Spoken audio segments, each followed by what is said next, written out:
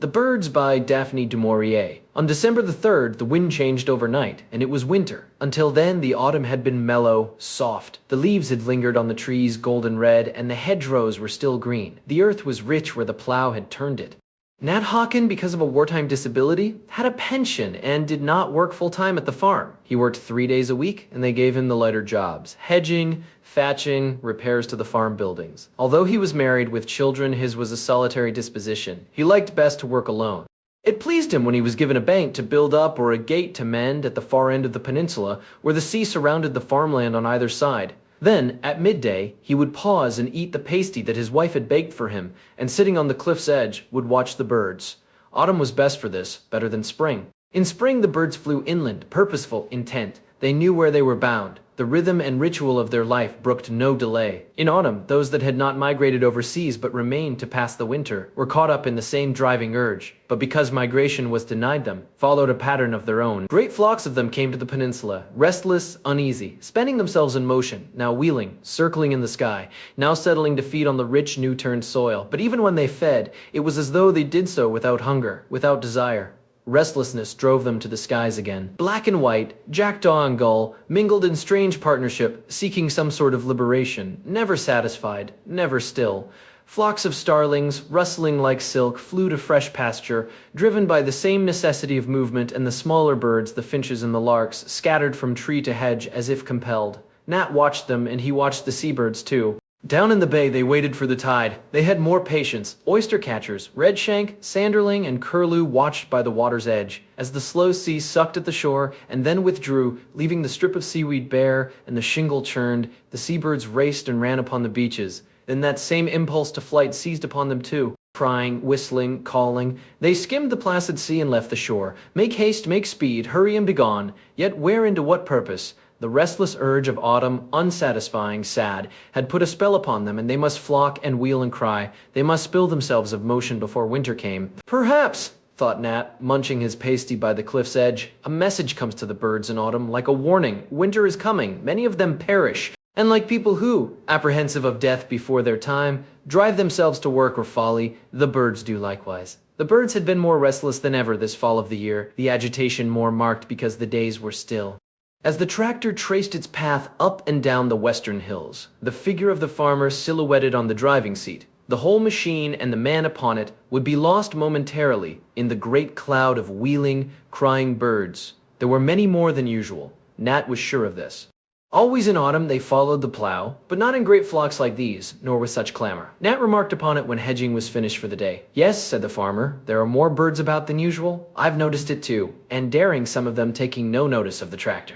One or two gulls came so close to my head this afternoon I thought they'd knock my cap off. As it was, I could scarcely see what I was doing when they were overhead and I had the sun in my eyes. I have a notion the weather will change. It will be a hard winter." "That's why the birds are restless," Nat, tramping home across the fields and down the lane to his cottage, saw the birds still flocking over the western hills, in the last glow of the sun, no wind and the gray sea calm and full, campion in bloom yet in the hedges, and the air mild. The farmer was right, though, and it was that night the weather turned. Nat's bedroom faced east. He woke just after 2 and heard the wind in the chimney. Not the storm and bluster of a sou'westerly gale bringing the rain, but east wind, cold and dry. It sounded hollow in the chimney, and a loose slate rattled on the roof. Nat listened, and he could hear the sea roaring in the bay. Even the air in the small bedroom had turned chill. A draft came under the skirting of the door, blowing upon the bed. Nat drew the blanket round him, leaned closer to the back of his sleeping wife, and stayed wakeful, watchful, aware of misgiving without cause. Then he heard the tapping on the window. There was no creeper on the cottage walls to break loose and scratch upon the pane. He listened, and the tapping continued until, irritated by the sound,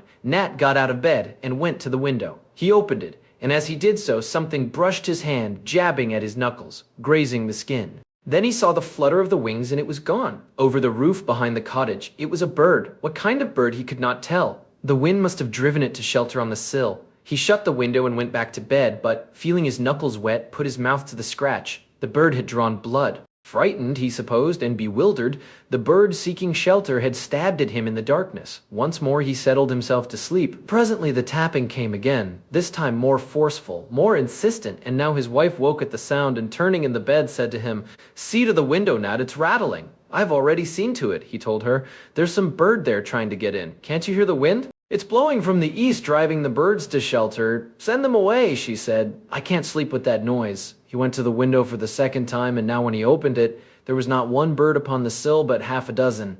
They flew straight into his face, attacking him. He shouted, striking out at them with his arms, scattering them. Like the first one, they flew over the roof and disappeared. Quickly, he let the window fall and latched it. Did you hear that? He said. They went for me. Tried to peck my eyes. He stood by the window, peering into the darkness, and could see nothing. His wife, heavy with sleep, murmured from the bed. I'm not making it up, he said, angry at her suggestion. I tell you the birds were on the sill, trying to get into the room. Suddenly a frightened cry came from the room across the passage where the children slept. It's Jill, said his wife, roused at the sound, sitting up in bed. Go to her, see what's the matter. Nat lit the candle, but when he opened the bedroom door to cross the passage, the draft blew out the flame. There came a second cry of terror, this time from both children, and stumbling into their room, he felt the beating of wings about him in the darkness. The window was wide open. Through it came the birds, hitting first the ceiling and the walls, then swerving in mid-flight, turning to the children in their beds. It's all right, I'm here, shouted Nat, and the children flung themselves screaming upon him, while in the darkness the birds rose and dived and came for him again. What is it, Nat? What's happened?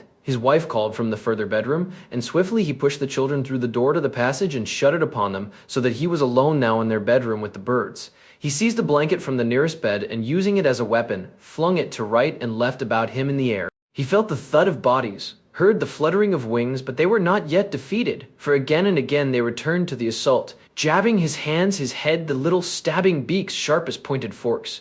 The blanket became a weapon of defense. He wound it about his head, and then in greater darkness beat at the birds with his bare hands. He dared not stumble to the door and open it, lest in doing so the birds should follow him. How long he fought with them in the darkness he could not tell, but at last the beating of the wings about him lessened, and then withdrew, and through the density of the blanket he was aware of light. He waited, listened. There was no sound except the fretful crying of one of the children from the bedroom beyond. The fluttering, the whirring of the wings had ceased. He took the blanket from his head and stared about him. The cold gray morning light exposed the room. Dawn and the open window had called the living birds. The dead lay on the floor. Nat gazed at the little corpses, shocked and horrified. They were all small birds, none of any size. There must have been 50 of them lying there upon the floor.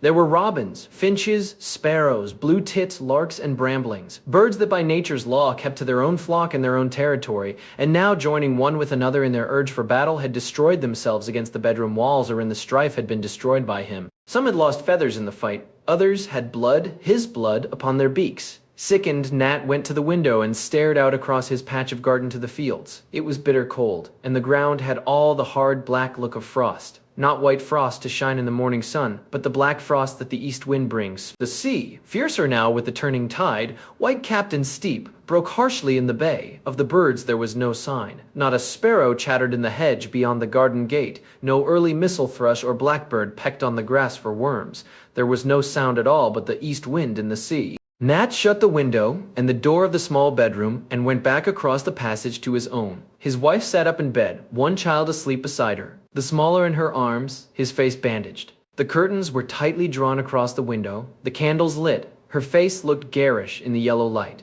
She shook her head for silence. He's sleeping now, she whispered, but only just. Something must have cut him. There was blood at the corner of his eyes. Jill said it was the birds. She said she woke up and the birds were in the room. His wife looked up at Nat, searching his face for confirmation. She looked terrified, bewildered, and he did not want her to know that he was also shaken, dazed almost by the events of the past few hours. There are birds in there, he said, dead birds, nearly 50 of them. Robins, wrens, all the little birds from hereabouts. It's as though a madness seized them with the east wind. He sat down on the bed beside his wife and held her hand. It's the weather, he said. It must be that. It's the hard weather. They aren't the birds, maybe, from here around. They've been driven down from upcountry. But Nat, whispered his wife, it's only this night that the weather turned. There's been no snow to drive them, and they can't be hungry yet. There's food for them out there in the fields. It's the weather, repeated Nat. I tell you, it's the weather. His face, too, was drawn and tired like hers. They stared at one another for a while without speaking. I'll go downstairs and make a cup of tea, he said. The sight of the kitchen reassured him. The cups and saucers neatly stacked upon the dresser, the table and chairs, his wife's roll of knitting on her basket chair, the children's toys in a corner cupboard. He knelt down, raked out the old embers, and relit the fire. The glowing sticks brought normality. The steaming kettle and the brown teapot comfort and security. He drank his tea, carried a cup up to his wife, then he washed in the scullery 3, and putting on his boots, opened the back door. The sky was hard and leaden, and the brown hills that had gleamed in the sun the day before looked dark and bare. The east wind, like a razor, struck the trees, and the leaves, crackling and dry, shivered and scattered with the wind's blast. Nat stubbed the earth with his boot. It was frozen hard. He had never known a change so swift and sudden. Black winter had descended in a single night. The children were awake now. Jill was chattering upstairs, and young Johnny crying once again. Nat heard his wife's voice, soothing, comforting. Presently they came down. He had breakfast ready for them, and the routine of the day began. "Did you drive away the birds?" asked Jill, restored to calm because of the kitchen fire, because of day, because of breakfast. "Yes, they've all gone now," said Nat. "It was the east wind brought them in. They were frightened and lost. They wanted shelter." "They tried to peck us," said Jill. "They went for Johnny's eyes." "Fright made them do that," said Nat. "They didn't know where they were in the dark bedroom." "I hope they won't come again," said Jill. "Perhaps if we put bread for them outside the window, they will eat that and fly away." She finished her breakfast and then went for her coat and hood, her school books, and her satchel. Nat said nothing, but his wife looked at him across the table. A silent message passed between them. "I'll walk with her to the bus," he said. "I don't go to the farm today." And while the child was washing in the scullery, he said to his wife, "Keep all the windows closed and the doors too, just to be on the safe side. I'll go to the farm, find out if they heard anything in the night." Then he walked with his small daughter up the lane. She seemed to have forgotten her experience of the night before. She danced ahead of him, chasing the leaves, her face whipped with the cold and rosy under the pixie hood. "Is it going to snow, Dad?" she said. "It's cold enough." He glanced up at the bleak sky, felt the wind tear at his shoulders. "No," he said, "it's not going to snow. This is a black winter, not a white one." All the while he searched the hedgerows for the birds, glanced over the top of them to the fields beyond, looked to the small wood above the farm where the rooks and jackdaws gathered. He saw none. The other children waited by the bus stop, muffled, hooded like Jill, the faces white and pinched with cold. Jill ran to them, waving. "My dad says it won't snow," she called. "It's going to be a black winter." She said nothing of the birds. She began to push and struggle with another little girl. The bus came ambling up the hill. Nat saw her onto it, then turned and walked back toward the farm. It was not his day for work, but he wanted to satisfy himself that all was well. Jim, the cowman, was clattering in the yard. "Boss around?" asked Nat. "Gone to market," said Jim. "It's Tuesday, isn't it?" He clumped off round the corner of a shed. He had no time for Nat. Nat was said to be superior, read books and the like. Nat had forgotten it was Tuesday. This showed how the events of the preceding night had shaken him. He went to the back door of the farmhouse and heard Mrs. Crigg singing in the kitchen, the wireless making a background to her song. "Are you there, Mrs.?" called out Nat. She came to the door, beaming, broad, a good-tempered woman. "Hello, Mr. Hocken," she said. "Can you tell me where this cold is coming from? Is it Russia?" "I've never seen such a change, and it's going on," the wireless says. "Something to do with the Arctic Circle." "We didn't turn on the wireless this morning," said Nat. "Fact is, we had trouble in the night." "Kitty's poorly?" No, he hardly knew how to explain it. Now in daylight, the Battle of the Birds would sound absurd. He tried to tell Mrs. Prigg what had happened, but he could see from her eyes that she thought his story was the result of a nightmare. "Sure they were real birds," she said, smiling, "with proper feathers and all."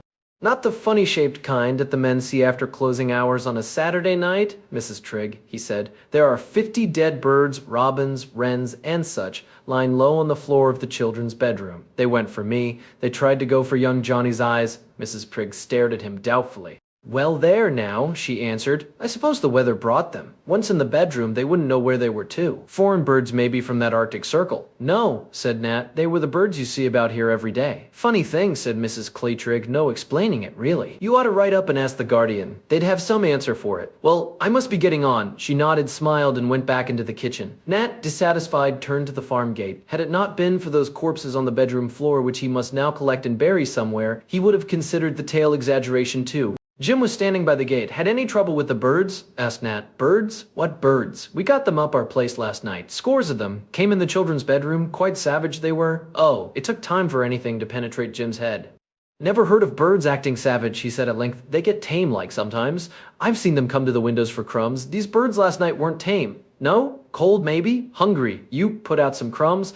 Jim was no more interested than Mrs. Trigg had been.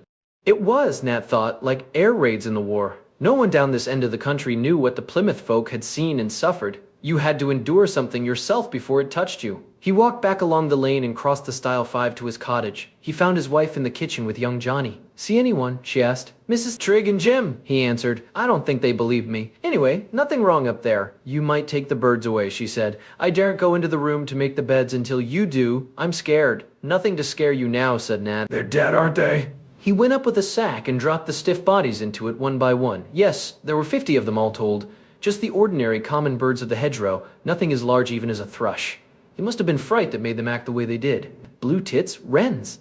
It was incredible to think of the power of their small beaks jabbing at his face and hands the night before. He took the sack out into the garden and was faced now with a fresh problem. The ground was too hard to dig. It was frozen solid, yet no snow had fallen. Nothing had happened in the past hours but the coming of the east wind. It was unnatural, queer. The weather prophets must be right. The change was something connected with the Arctic Circle. The wind seemed to cut him to the bone as he stood there uncertainly, holding the sack. He could see the white-capped seas breaking down under in the bay. He decided to take the birds to the shore and bury them. When he reached the beach below the headland, he could scarcely stand. The force of the east wind was so strong it hurt to draw breath, and his bare hands were blue. Never had he known such cold, not in all the bad winters he could remember. It was low tide. He crunched his way over the shingle to the softer sand, and then his back to the wind, ground a pit in the sand with his heel. He meant to drop the birds into it, but as he opened up the sack, the force of the wind carried them, lifted them as though in flight again, and they were blown away from him along the beach, tossed like feathers, spread and scattered the bodies of the 50 frozen birds.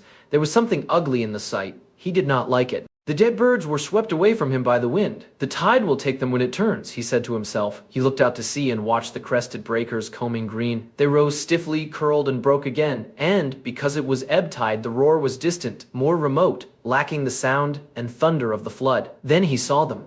The gulls! Out there, riding the seas. What he had thought at first to be the whitecaps of the waves were gulls, hundreds, thousands, tens of thousands. They rose and fell in the trough of the seas, heads to the wind like a mighty fleet at anchor waiting on the tide.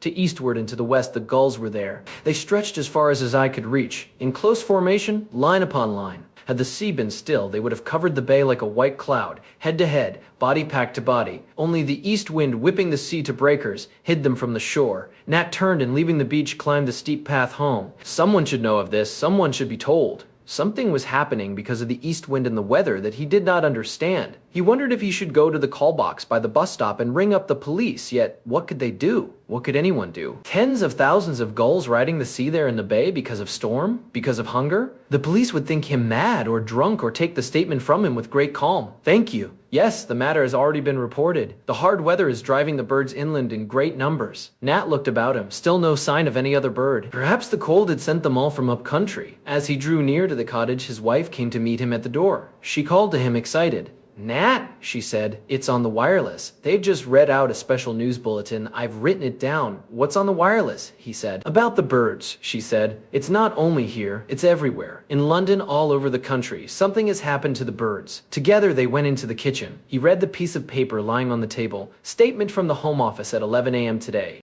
Reports from all over the country are coming in hourly about the vast quantity of birds flocking above towns, villages, and outlying districts, causing obstruction and damage and even attacking individuals. It is thought that the Arctic airstream, at present covering the British Isles, is causing birds to migrate south in immense numbers, and that intense hunger may drive these birds to attack human beings.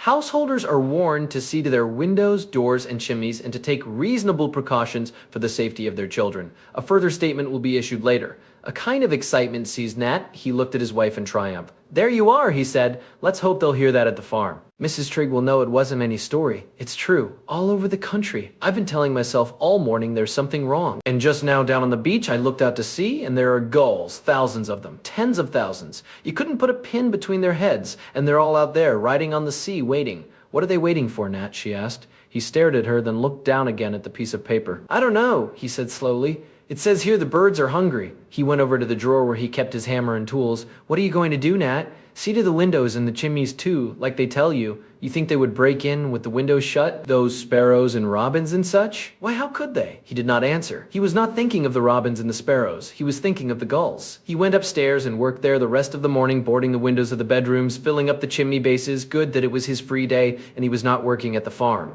It reminded him of the old days at the beginning of the war. He was not married then, and he had made all the blackout boards for his mother's house in Plymouth. Made the shelter too. Not that it had been of any use when the moment came. He wondered if they would take these precautions up at the farm. He doubted it. Too easygoing, Harry Trigg and his missus. Maybe they'd laugh at the whole thing. Go off to a dance or a whist drive. Dinner's ready, she called him from the kitchen. All right. Coming down, he was pleased with his handiwork. The frames fitted nicely over the little panes and at the bases of the chimneys. When dinner was over and his wife was washing up, Nat switched on the 1 o'clock news. The same announcement was repeated, the one which she had taken down during the morning, but the news bulletin enlarged upon it. "The flocks of birds have caused dislocation in all areas," read the announcer, and in London the sky was so dense at 10 o'clock this morning that it seemed as if the city was covered by a vast black cloud. The birds settled on rooftops, on window ledges, and on chimneys. The species included blackbird, thrush, the common house sparrow, and, as might be expected in the metropolis, a vast quantity of pigeons and starlings and that frequenter of the London River, the black-headed gull. The sight has been so unusual that traffic came to a standstill in many thoroughfares. Work was abandoned in shops and offices, and the streets and pavements were crowded with people standing about to watch the birds. Various incidents were recounted, the suspected reason of cold and hunger stated again, and warnings to householders repeated. The announcer's voice was smooth and suave. Nat had the impression that this man in particular treated the whole business as he would an elaborate joke. There would be others like him, hundreds of them, who did not know what it was to struggle in darkness with a flock of birds. There would be parties tonight in London like the ones they gave on election nights. People standing about, shouting and laughing, getting drunk. "Come and watch the birds." Nat switched off the wireless. He got up and started work on the kitchen windows. His wife watched him, young Johnny at her heels. "What, boards for down here too?" she said. "Why, I'll have to light up before 3 o'clock. "I see no call for boards down here. Better be sure than sorry," answered Nat. "I'm not going to take any chances. What they ought to do," she said, "is to call the army out and shoot the birds. That would soon scare them off." "Let them try," said Nat. "How'd they set about it?" "They have the army to the docks," she answered. "When the dockers strike, the soldiers go down and unload the ships." "Yes," said Nat, "and the population of London is 8 million or more. Think of all the buildings, all the flats and houses. Do you think they've enough soldiers to go around shooting birds from every roof?" "I don't know, but something should be done." They ought to do something. Nat thought to himself that they were no doubt considering the problem at that very moment, but whatever they decided to do in London and the big cities would not help the people here 300 miles away. Each householder must look after his own. "How are we off for food?" he said. "Now, Nat, whatever next?" "Never mind. What have you got in the larder?" "It's shopping day tomorrow, you know that. I don't keep uncooked food hanging about. It goes off. Butcher doesn't call till the day after, but I can bring back something when I go in tomorrow." Nat did not want to scare her. He thought it possible that she might not go to town tomorrow. He looked in the larder for himself and in the cupboard where she kept her tins. They would do for a couple of days. Bread was low. What about the baker? He comes tomorrow too. He saw she had flour. If the baker did not call, she had enough to bake one loaf. "We'd be better off in the old days," he said, "when the women baked twice a week and had pilchard 7 salted, and there was food for a family to last a siege if need be. I've tried the children with tinned fish. They don't like it," she said. Nat went on hammering the boards across the kitchen windows. "Candles!" They were low in candles too. That must be another thing she meant to buy tomorrow. Well, it could not be helped. They must go early to bed tonight. That was if he got up and went out of the back door and stood in the garden looking down toward the sea. There had been no sun all day, and now, at barely 3 o'clock, a kind of darkness had already come, the sky sullen, heavy, colorless like salt. He could hear the vicious sea drumming on the rocks. He walked down the path halfway to the beach, and then he stopped. He could see the tide had turned. The rock that had shown him mid-morning was now covered, but it was not the sea that held his eyes. The gulls had risen. They were circling, hundreds of them, thousands of them, lifting their wings against the wind. It was the gulls that made the darkening of the sky, and they were silent. They made not a sound. They just went on soaring and circling, rising, falling, trying their strength against the wind. Nat turned. He ran up the path back to the cottage. "I'm going for Jill," he said. "I'll wait for her at the bus stop." "What's the matter?" asked his wife. "You've gone quite white." "Keep Johnny inside," he said. "Keep the door shut. Light up now and draw the curtains." "It's only just gone 3, she said. "Never mind. Do what I tell you." He looked inside the tool shed outside the back door. Nothing there of much use. A spade was too heavy, and a fork no good. He took the hoe. It was the only possible tool and light enough to carry. He started walking up the lane to the bus stop and now and again glanced back over his shoulder. The gulls had risen higher now. Their circles were broader, wider. They were spreading out in huge formation across the sky. He hurried on. Although he knew the bus would not come to the top of the hill before 4 o'clock, he had to hurry. He passed no one on the way. He was glad of this. No time to stop and chatter. At the top of the hill he waited. He was much too soon. There was half an hour still to go. The east wind came whipping across the fields from the higher ground. He stamped his feet and blew upon his hands. In the distance he could see the clay hills, white and clean, against the heavy pallor of the sky. Something black rose from behind them, like a smudge at first, then widening, becoming deeper, and the smudge became a cloud, and the cloud divided again into 5 other clouds, spreading north, east, south, and west, and they were not clouds at all. They were birds. He watched them travel across the sky, and as one section passed overhead within 200 or 300 feet of him, he knew from their speed they were bound inland, up country. They had no business with the people here on the peninsula. They were rooks, crows, jackdaws, magpies, jays, all birds that usually preyed upon the smaller species. But this afternoon, They were bound on some other mission. They've been given the towns, thought Nat. They know what they have to do. We don't matter so much here. The gulls will serve for us. The others go to the towns. He went to the call box, stepped inside, and lifted the receiver. The exchange would do. They would pass the message on. I'm speaking from the highway, he said, by the bus stop. I want to report large formations of birds traveling up country. The gulls are also forming in the bay. All right, answered the voice, laconic, weary. You'll be sure and pass this message on to the proper quarter. Yes, yes, impatient now, fed up. The buzzing note resumed. She's another, thought Nat. She doesn't care. Maybe she's had to answer calls all day. She hopes to go to the pictures tonight. She'll squeeze some fellow's hand and point up at the sky and say, look at all them birds, she doesn't care. The bus came lumbering up the hill. Jill climbed out, and 3 or 4 other children. The bus went on toward the town. What's the hoe for, Dad? They crowded around him, laughing, pointing. I just brought it along, he said. Come on now, let's get home. It's cold, no hanging about. Here you. I'll watch you across the fields. See how fast you can run. He was speaking to Jill's companions, who came from different families, living in the council houses. A shortcut would take them to the cottages. We want to play a bit in the lane, said one of them. No, you don't. You go off home, or I'll tell your mammy, they whispered to one another, round-eyed, then scuttled off across the fields. Jill stared at her father, her mouth sullen. We always play in the lane, she said. Not tonight, you don't, he said. Come on now, no dawdling. He could see the gulls now, circling the fields, coming in toward the land, still silent, still no sound.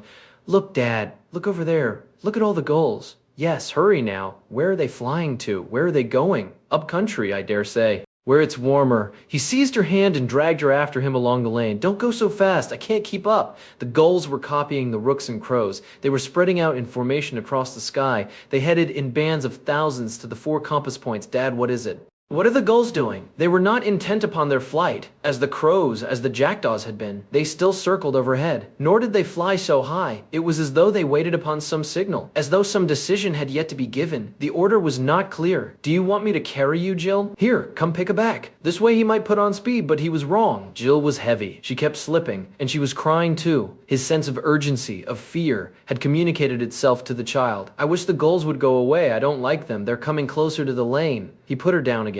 He started running, swinging Jill after him. As they went past the farm turning, he saw the farmer backing his car out of the garage. Nat called him. Can you give us a lift? He said. What's that? Mr. Quick Trigg turned in the driving seat and stared at them. Then a smile came to his cheerful, rubicund face. It looks as though we're in for some fun, he said. Have you seen the gulls? Jim and I are going to take a crack at them. Everyone's gone bird crazy, talking of nothing else.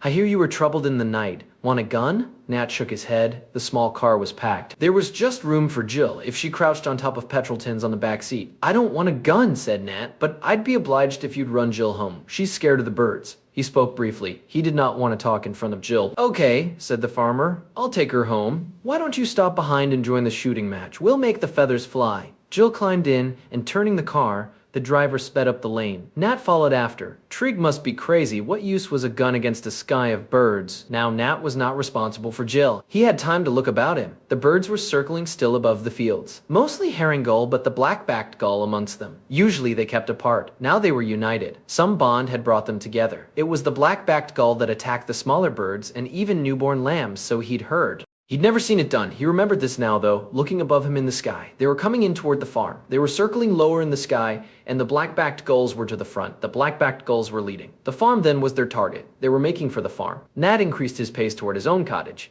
He saw the farmer's car turn and come back along the lane. It drew up beside him with a jerk. The kid has run inside, said the farmer. Your wife was watching for her. Well, what do you make of it? They're saying in town the Russians have done it. The Russians have poisoned the birds. How could they do that? Asked Nat. Don't ask me. You know how stories get around. Will you join my shooting match? No, I'll get along home. The wife will be worried else. My missus says if you could eat gull there'd be some sense in it, said Trigg. We'd have roast gull, baked gull, and pickle 'em into the bargain. You wait until I let off a few barrels into the brutes. That'll scare 'em. Have you boarded your windows? Asked Nat. No, lot of nonsense. They like to scare you on the wireless. I've had more to do today than to go around boarding up my windows. I'd board them now if I were you, Garn. You're windy. Like to come to our place to sleep? No thanks all the same. All right, see you in the morning. Give you a gull breakfast. The farmer grinned and turned his car to the farm entrance. Nat hurried on, past the little wood, past the old barn, and then across the stile to the remaining field. As he jumped the stile, he heard the whir of wings. A black-backed gull dived down at him from the sky, missed, swerved in flight, and rose to dive again. In a moment it was joined by others, 6, 7, a dozen, black-backed and herring mixed. Nat dropped his hoe. The hoe was useless. Covering his head with his arms, he ran toward the cottage. They kept coming at him from the air, silent save for the beating wings, the terrible, fluttering rings. He could feel the blood on his hands, his wrists, his neck. Each stab of a swooping beak tore his flesh. If only he could keep them from his eyes. Nothing else mattered. He must keep them from his eyes. They had not learned yet how to cling to a shoulder, how to rip clothing, how to dive en masse upon the head, upon the body.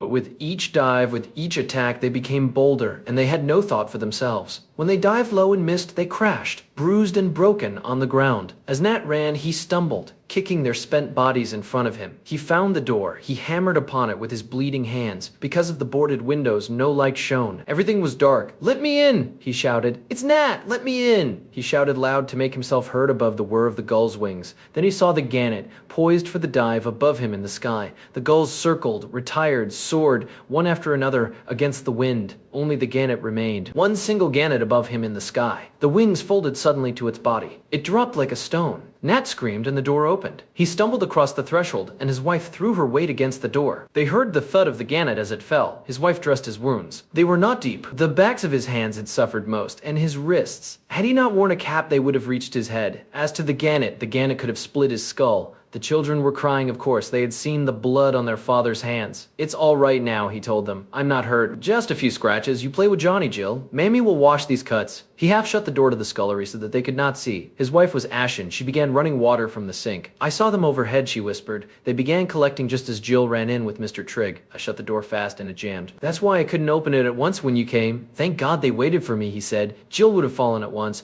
One bird alone would have done it." Furtively, so as not to alarm the children, they whispered together as she bandaged his hands in the back of his neck. "They're flying inland," he said. "Thousands of them. Rooks, crows, all the bigger birds. I saw them from the bus stop. They're making for the towns. But what can they do, Nat? They'll attack. Go for everyone out in the streets. Then they'll try the windows, the chimneys. Why don't the authorities do something? Why don't they get the army, get machine guns, anything? There's been no time. Nobody's prepared. We'll hear what they have to say on the 6 o'clock news." Nat went back into the kitchen, followed by his wife. Johnny was playing quietly on the floor. Only Jill looked anxious. "I can hear the birds," she said. "Listen, Dad." Nat listened. Muffled sounds came from the windows, from the door, wings brushing the surface, sliding, scraping, seeking a way of entry. The sound of many bodies pressed together, shuffling on the sills. Now and again came a thud, a crash, as some bird dived and fell. Some of them will kill themselves that way, he thought, but not enough? Never enough. "All right," he said aloud. "I've got boards over the windows, Jill. The birds can't get in." He went and examined all the windows. His work had been thorough. Every gap was closed. He would make extra certain, however. He found wedges, pieces of old tin, strips of wood and metal, and fastened them at the sides to reinforce the boards.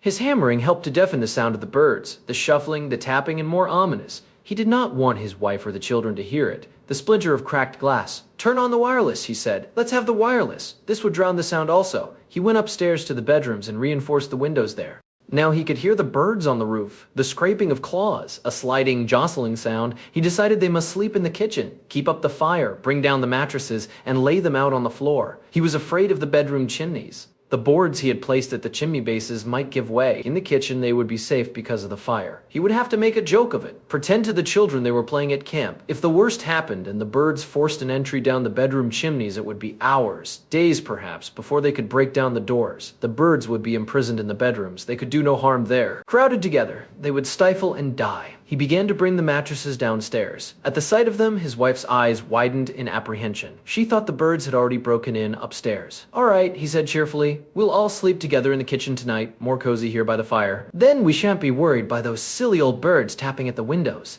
He made the children help him rearrange the furniture, and he took the precaution of moving the dresser, with his wife's help, across the window. It fitted well. It was an added safeguard. The mattresses could now be laid, one beside the other, against the wall where the dresser had stood. "We're safe enough now," he thought. "We're snug and tight like an air raid shelter. We can hold out. It's just the food that worries me. Food and coal for the fire. We've enough for 2 or 3 days, not more. By that time, no use thinking ahead as far as that." And they'd be giving directions on the wireless. People would be told what to do. And now, in the midst of many problems, he realized that it was dance music only, coming over the air, not children's hour as it should have been. He glanced at the dial. Yes, they were on the home service all right. Dance records. He switched to the light program. He knew the reason. The usual programs had been abandoned. This only happened at exceptional times, elections and such. He tried to remember if it had happened in the war, during the heavy raids on London. But of course, the BBC 10 was not stationed in London during the war. The programs were broadcast from other temporary quarters. We're better off here, he thought. We're better off here in the kitchen with the windows and the doors boarded than they are up in the towns. Thank God we're not in the towns. At 6 o'clock, the record ceased. The time signal was given. No matter if it scared the children, he must hear the news. There was a pause after the pips. 11 then the announcer spoke. His voice was solemn, grave, quite different from midday. This is London, he said. A national emergency was proclaimed at 4 o'clock this afternoon. Measures are being taken to safeguard the lives and property of the population, but it must be understood that these are not easy to effect immediately, owing to the unforeseen and unparalleled nature of the present crisis. Every householder must take precautions to his own building, and where several people live together, as in flats and apartments, they must unite to do the utmost they can to prevent entry. It is absolutely imperative that every individual stay indoors tonight, and that no one at all remain on the streets or roads or anywhere outdoors. The birds, in vast numbers, are attacking anyone on sight and have already begun an assault upon buildings, but these, with due care, should be impenetrable. The population is asked to remain calm and not to panic. Owing to the exceptional nature of the emergency, there will be no further transmission from any broadcasting station until 7 a.m. tomorrow. They played the national anthem. Nothing more happened. Nat switched off the set. He looked at his wife. She stared back at him. What's it mean? Said Jill. What did the news say? There won't be any more programs tonight, said Nat. There's been a breakdown at the BBC. Is it the birds? Asked Jill. Have the birds done it? No, said Nat. It's just that everyone's very busy, and then of course they have to get rid of the birds, messing everything up in the towns. Well, we can manage without the wireless for one evening. I wish we had a gramophone, said Jill. That would be better than nothing. She had her face turned to the dresser backed against the windows. Try as they did to ignore it, they were all aware of the shuffling, the stabbing, the persistent beating and sweeping of wings. We have supper early, suggested Nat. Something for a treat. Asked Mammy. Toasted cheese, eh? Something we all like. He winked and nodded at his wife. He wanted the look of dread, of apprehension, to go from Jill's face. He helped with the supper, whistling, singing, making as much clatter as he could, and it seemed to him that the shuffling and the tapping were not so intense as they had been at first. Presently he went up to the bedrooms and listened, and he no longer heard the jostling for place upon the roof. They've got reasoning powers, he thought. They know it's hard to break in here. They'll try elsewhere. They won't waste their time with us. Supper passed without incident, and then, when they were clearing away, they heard a new sound, droning, familiar, a sound they all knew and understood. His wife looked up at him, her face alight. It's planes, she said. They're sending out planes after the birds. That's what I said they ought to do all along. That will get them. Isn't that gunfire? Can't you hear guns? It might be gunfire out at sea, Nat could not tell. Big naval guns might have an effect upon the gulls out at sea, but the gulls were inland now. The guns couldn't shell the shore because of the population. It's good, isn't it, said his wife, to hear the planes? And Jill, catching her enthusiasm, jumped up and down with Johnny. The planes will get the birds. The planes will shoot them. Just then they heard a crash about 2 miles distant, followed by a second, then a third. The droning became more distant, passed away out to sea. What was that? Asked his wife. Were they dropping bombs on the birds? I don't know, answered Nat. I don't think so. He did not want to tell her that the sound they had heard was the crashing of aircraft. It was, he had no doubt, a venture on the part of the authorities to send out reconnaissance forces, but they might have known the venture was suicidal. What could aircraft do against birds that flung themselves to death against propeller and fuselage, but hurtled to the ground themselves? This was being tried now, he supposed, over the whole country, and at a cost. Someone high up had lost his head. Where have the planes gone, Dad? Asked Jill.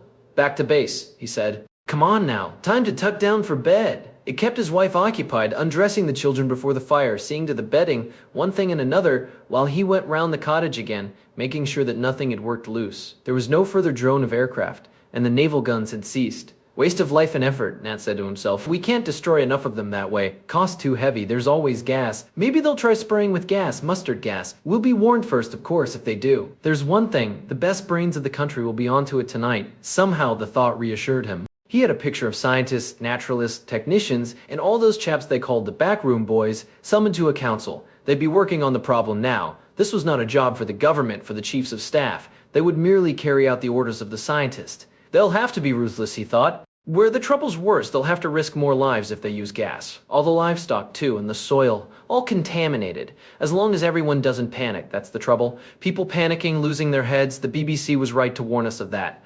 Upstairs in the bedrooms, all was quiet. No further scraping and stabbing at the windows.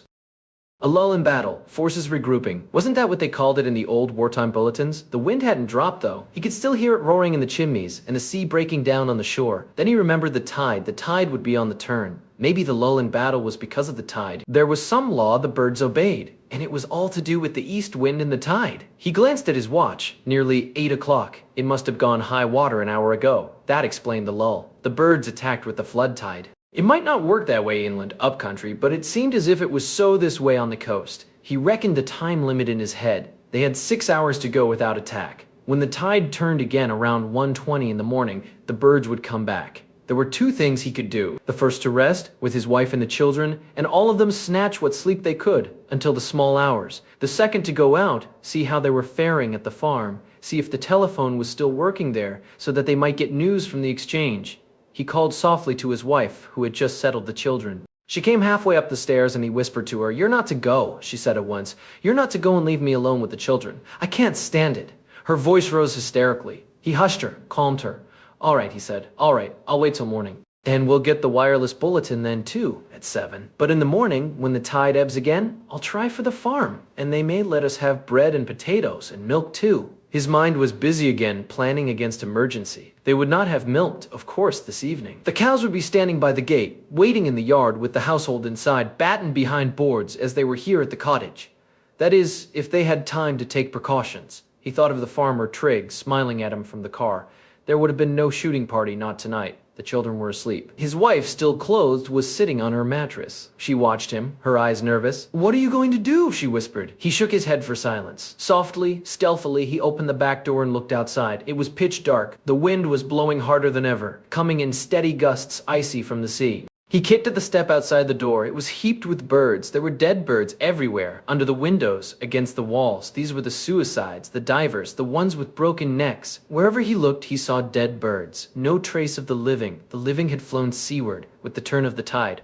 The gulls would be riding the seas now, as they had done in the forenoon. In the far distance, on the hill where the tractor had been 2 days before, something was burning. One of the aircraft that had crashed, the fire, fanned by the wind, had set light to a stack.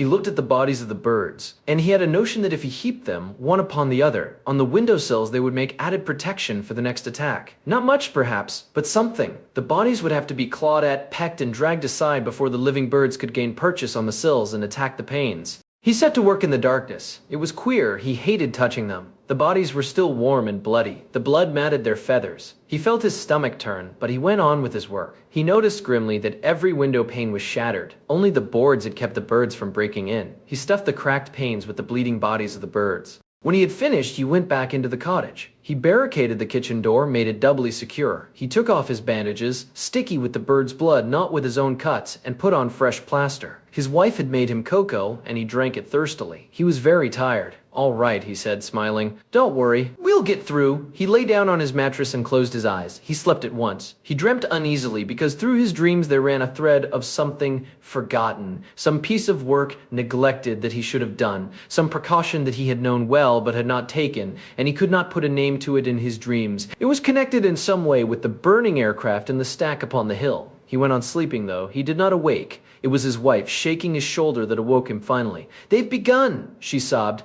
"They've started this last hour. I can't listen to it any longer alone." There's something smelling bad, too, something burning. Then he remembered. He had forgotten to make up the fire. It was smoldering, nearly out. He got up swiftly and lit the lamp. The hammering had started at the windows and the doors, but it was not that he minded now. It was the smell of singed feathers. The smell filled the kitchen. He knew at once what it was. The birds were coming down the chimney, squeezing their way down to the kitchen range. He got sticks and paper and put them on the embers, then reached for the can of paraffin. "Stand back!" he shouted to his wife. "We've got to risk this." He threw the paraffin onto the fire. The flame roared up the pipe, and down upon the fire fell the scorched, blackened bodies of the birds. The children woke, crying. "What is it?" said Jill. "What's happened?" Nat had no time to answer. He was raking the bodies from the chimney, clawing them out onto the floor. The flames still roared, and the danger of the chimney catching fire was one he had to take. The flames would send away the living birds from the chimney top. The lower joint was the difficulty, though. This was choked with the smoldering, helpless bodies of the birds caught by fire. He scarcely heeded the attack on the windows and the door. Let them beat their wings, break their beaks, lose their lives in the attempt to force an entry into his home. They would not break in. He thanked God he had one of the old cottages with small windows, stout walls. Not like the new council houses. Heaven helped them up the lane in the new council houses. "Stop crying," he called to the children. "There's nothing to be afraid of. Stop crying," he went on, raking at the burning, smoldering bodies as they fell into the fire. "This'll fetch them," he said to himself. "The draft and the flames together. We're all right as long as the chimney doesn't catch. I ought to be shot for this. It's all my fault. Last thing, I should have made up the fire. I knew there was something." Amid the scratching and tearing at the window boards came the sudden, homely striking of the kitchen clock. 3 a.m., a little more than 4 hours yet to go. He could not be sure of the exact time of high water. He reckoned it would not turn much before 7:20 to 8. "Light up the Primus," he said to his wife. "Make us some tea, and the kids some cocoa. No use sitting around doing nothing." That was the line. Keep her busy, and the children too. Move about, eat, drink, always best to be on the go. He waited by the range. The flames were dying, but no more blackened bodies fell from the chimney. He thrust his poker up as far as it could go and found nothing. It was clear. The chimney was clear. He wiped the sweat from his forehead. "Come on now, Jill," he said. "Bring me some more sticks. We'll have a good fire going directly." She wouldn't come near him, though. She was staring at the heaped, singed bodies of the birds. "Never mind them," he said. "We'll put those in the passage when I've got the fire steady." The danger of the chimney was over. It could not happen again, not if the fire was kept burning day and night. "I'll have to get more fuel from the farm tomorrow," he thought. "This will never last. I'll manage, though. I can do all that with the ebb tide. It can be worked, fetching what we need when the tide's turned. We've just got to adapt ourselves, that's all." They drank tea and cocoa and ate slices of bread and Bovril. Only half a loaf left, Nat noticed. Never mind, though. They get by. "Stop it," said young Johnny, pointing to the windows with his spoon. "Stop it, you old birds." "That's right," said Nat, smiling. "We don't want the old beggars, do we? Had enough of." They began to cheer when they heard the thud of the suicide birds. "There's another, Dad," cried Jill. "He's done for. He's had it," said Matt. "There he goes, the blighter." This was the way to face up to it. This was the spirit. If they could keep this up, hang on, like this until 7, when the first news bulletin came through, they would not have done too badly. "Give us a cigarette," he said to his wife. "A bit of a smoke will clear away the smell of the scorched feathers." "There's only 2 left in the packet," she said. "I was going to buy you some from the co-op. I'll have one," he said. "T'other we'll keep for a rainy day." No sense trying to make the children rest. There was no rest to be got while the tapping and the scratching went on at the windows. He sat with one arm round his wife and the other round Jill, with Johnny on his mother's lap and the blankets heaped about them on the mattress. "You can't help admiring the beggars," he said. "They've got persistence. You'd think they'd tire of the game, but not a bit of it." Admiration was hard to sustain. The tapping went on, and a new rasping note struck Nat's ear, as though a sharper beak than any hitherto had come to take over from its fellows. He tried to remember the names of birds. He tried to think which species would go for this particular job. It was not the tap of the woodpecker. That would be light and frequent. This was more serious, because if it continued long, the wood would splinter, as the glass had done. Then he remembered the hawks. Could the hawks have taken over from the gulls? Were there buzzards now upon the sills, using talons as well as beaks? Hawks, buzzards, kestrels, falcons. He had forgotten the birds of prey. He had forgotten the gripping power of the birds of prey. 3 hours to go, and while they waited, the sound of the splintering wood, the talons tearing at the wood. Nat looked about him, seeing what furniture he could destroy to fortify the door. The windows were safe because of the dresser. He was not certain of the door. He went upstairs, but when he reached the landing, he paused and listened. There was a soft patter on the floor of the children's bedroom. The birds had broken through. He put his ear to the door. No mistake. He could hear the rustle of wings and the light patter as they searched the floor. The other bedroom was still clear. He went into it and began bringing out the furniture. To pile at the head of the stairs should the door of the children's bedroom go, it was a preparation. It might never be needed. He could not stack the furniture against the door because it opened inward. The only possible thing was to have it at the top of the stairs. "Come down, Nat. What are you doing?" called his wife. "I won't be long," he shouted. "Just making everything shipshape up here." He did not want her to come. He did not want her to hear the pattering of the feet in the children's bedroom, the brushing of those wings against the door. At 5:30 he suggested breakfast, bacon and fried bread, if only to stop the growing look of panic in his wife's eyes and to calm the fretful children. She did not know about the birds upstairs. The bedroom, luckily, was not over the kitchen. Had it been so, she could not have failed to hear the sound of them up there, tapping the boards, and the silly, senseless thud of the suicide birds, the death and glory boys who flew into the bedroom, smashing their heads against the walls. He knew them of old, the herring gulls. They had no brains. The blackbacks were different. They knew what they were doing. So did the buzzards, the hawks. He found himself watching the clock, gazing at the hands that went so slowly round the dial. If his theory was not correct, if the attack did not cease with the turn of the tide, he knew they were beaten. They could not continue through the long day without air, without rest, without more fuel, without his mind raced. He knew there were so many things they needed to withstand siege. They were not fully prepared. They were not ready. It might be that it would be safer in the towns after all. If he could get a message through on the farm telephone to his cousin, only a short journey by train up country, they might be able to hire a car. That would be quicker. Hire a car between tides. His wife's voice, calling his name, drove away the sudden, desperate desire for sleep. "What is it? What now?" he said sharply.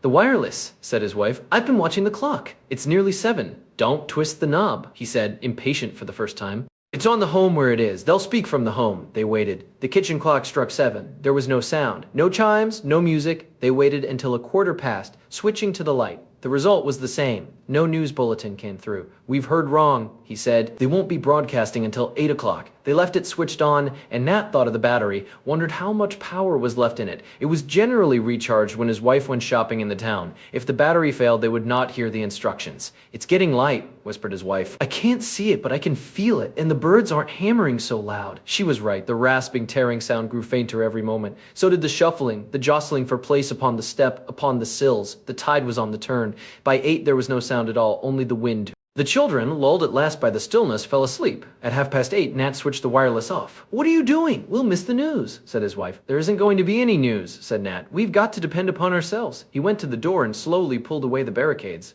He drew the bolts, and kicking the bodies from the step outside the door, breathed the cold air. He had 6 working hours before him, and he knew he must reserve his strength for the right things, not waste it in any way. Food and light and fuel, these were the necessary things. If he could get them in sufficiency, they could endure another night. He stepped into the garden, and as he did so, he saw the living birds.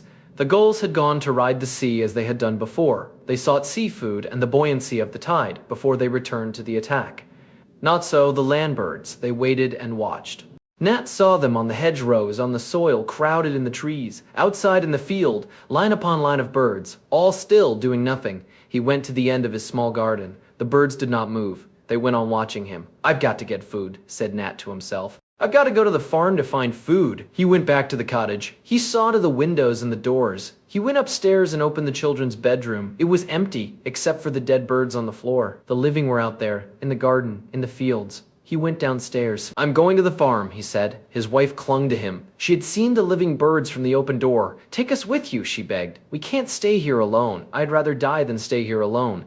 He considered the matter. He nodded. "Come on then," he said. "Bring baskets and Johnny's pram. We can load up the pram." They dressed against the biting wind, wore gloves and scarves. His wife put Johnny in the pram. Nat took Jill's hand. "The birds," she whimpered. "They're all out there in the fields." "They won't hurt us," he said. "Not in the light." They started walking across the field toward the stile, and the birds did not move. They waited, their heads turned to the wind. When they reached the turning to the farm, Nat stopped and told his wife to wait in the shelter of the hedge with the 2 children. "But I want to see Mrs. Trigg," she protested. "There are lots of things we can borrow if they went to market yesterday, not only bread." "And wait here," Nat interrupted. "I'll be back in a moment." The cows were lowing, moving restlessly in the yard, and he could see a gap in the fence where the sheep had knocked their way through, to roam unchecked in the front garden before the farmhouse. No smoke came from the chimneys.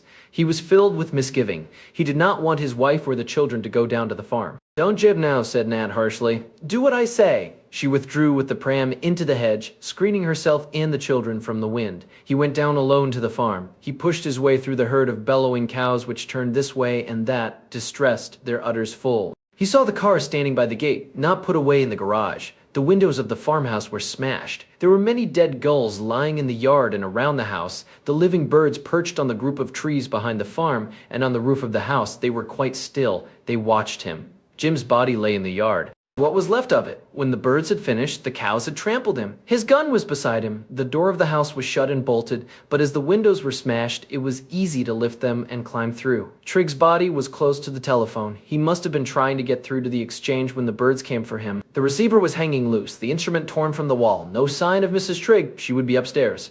Was it any use going up? Sickened, Nat knew what he would find. Thank God, he said to himself, there were no children.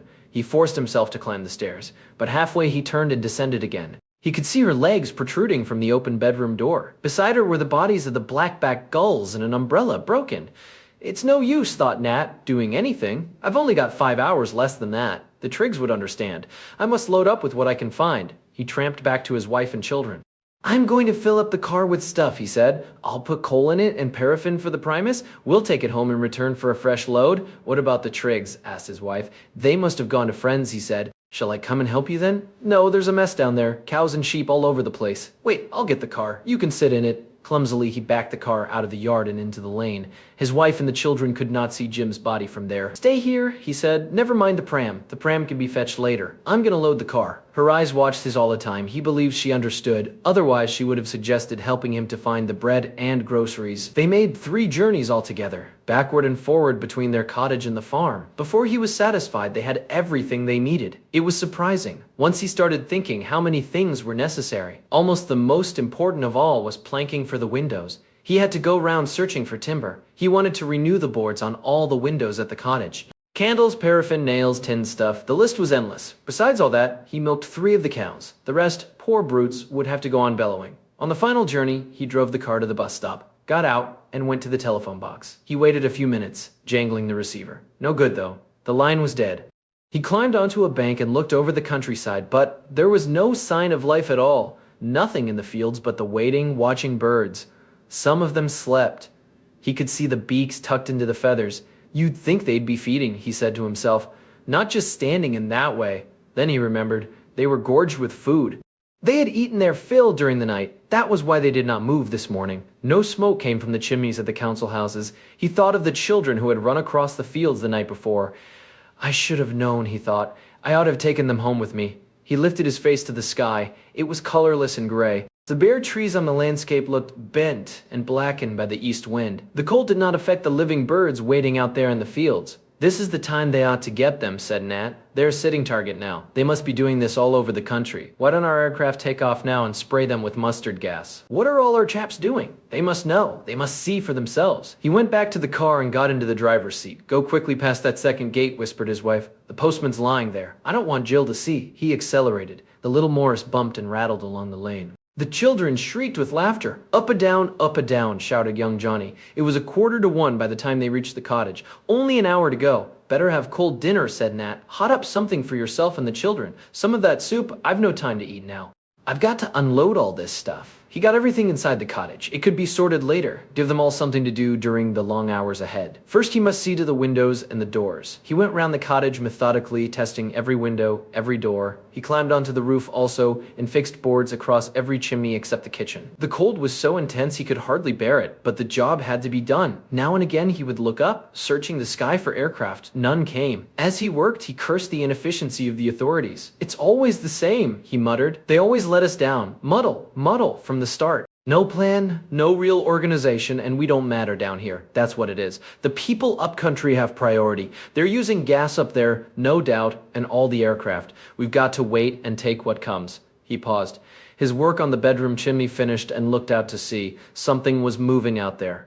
Something gray and white amongst the breakers. Good old Navy, he said. They never let us down. They're coming down channel. They're turning in the bay. He waited, straining his eyes, watering in the wind toward the sea. He was wrong, though. It was not ships. The Navy was not there. The gulls were rising from the sea. The massed flocks in the fields, with ruffled feathers, rose in formation from the ground and wing to wing soared upward to the sky. The tide had turned again. Nat climbed down the ladder and went inside the kitchen. The family were at dinner. It was a little after 2. He bolted the door, put up the barricade, and lit the lamp. It's nighttime, said young Johnny. His wife had switched on the wireless once again, but no sound came from it. I've been all round the dial, she said. Foreign stations and that lot. I can't get anything. Maybe they have the same trouble, he said. Maybe it's the same right through Europe. She poured out a plateful of the Triggs soup, cut him a large slice of the Triggs bread, and spread their dripping upon it. They ate in silence. A piece of the dripping ran down young Johnny's chin and fell onto the table. Manners, Johnny, said Jill. You should learn to wipe your mouth. The tapping began at the windows at the door. The rustling, the jostling, the pushing for position on the sills. The first thud of the suicide gulls upon the step. Want America do something, said his wife. They've always been our allies, haven't they? Surely America will do something? Nat did not answer. The boards were strong against the windows and on the chimneys too. The cottage was filled with stores, with fuel, with all they needed for the next few days. When he had finished dinner, he would put the stuff away, stack it neatly, get everything shipshape handy-like. His wife could help him, and the children too. They'd tire themselves out between now and 8:45 when the tide would ebb. Then he'd tuck them down on their mattresses, see that they slept good and sound until 3 in the morning. He had a new scheme for the windows, which was to fix barbed wire in front of the boards. He had brought a great roll of it from the farm. The nuisance was, he'd have to work at this in the dark when the lull came between 9 and 3. Pity he had not thought of it before. Still, as long as the wife slept and the kids, that was the main thing. The smaller birds were at the window now. He recognized the light tap-tapping of their beaks and the soft brush of their wings. The hawks ignored the windows. They concentrated their attack upon the door. Nat listened to the tearing sound of splintering wood and wondered how many million years of memory were stored in those little brains, behind the stabbing beaks, the piercing eyes, now giving them this instinct to destroy mankind with all the deft precision of machines. "I'll smoke that last cigarette," he said to his wife. "Stupid of me. It was the one thing I forgot to bring back from the farm." He reached for it, switched on the silent wireless. He threw the empty packet on the fire and watched it burn.